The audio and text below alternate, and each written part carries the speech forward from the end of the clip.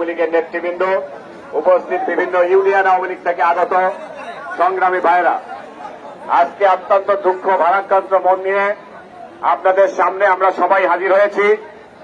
কারণ আপনারা জানেন যে গত 5ই আগস্ট যে মর্মান্তিক দুর্ঘটনা এই বাংলার মাটিতে ঘটে গেছে, যে ইতিহাস, কলঙ্কিত ইতিহাস ঘটে গেছে, তার সাক্ষী আজকের এই প্রজন্ম।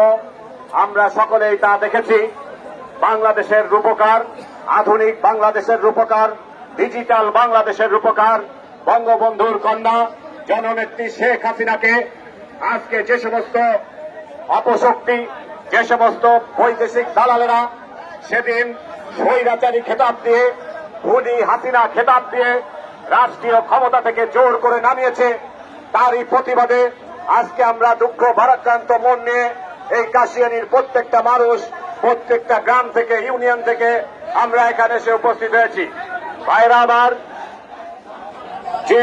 যে এইমাত্র আমাদের সামনে ফুকরা ইউনিয়ন থেকে একটি বিশাল মিছিল এসেছে।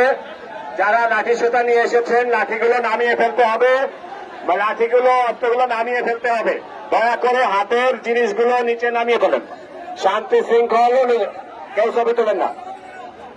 যারা অস্ত্রপাতি বা কিছু এনেছেন তাদের কাছে অনুরোধ, এটা আমাদের একটি শান্তিপূর্ণ সমাবেশ।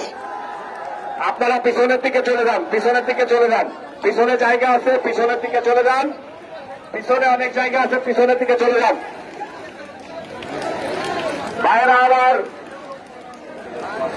আজকে যারা নিজের খাওয়া খেয়ে, নিজের পকেটের পয়সা খরচ করে জননেত্রী শেখ হাসিনাকে ভালোবেসে, বঙ্গবন্ধুকে ভালোবেসে, বাংলাদেশ আওয়ামী লীগকে ভালোবেসে আজকের এই সমাবেশে নিজের রক্ত দেওয়ার জন্য, জীবন দেওয়ার জন্য এই সমাবেশে উপস্থিত হয়েছেন, আমরা কাশিয়ানী উপজেলা আওয়ামী লীগ, ছাত্রলীগ, যুবলীগ আপনাদেরকে সাধুবাদ জানাই, ধন্যবাদ জানাই, কৃতজ্ঞতা জানাই। আপনারা যে আজকে নিজের পয়সা খরচ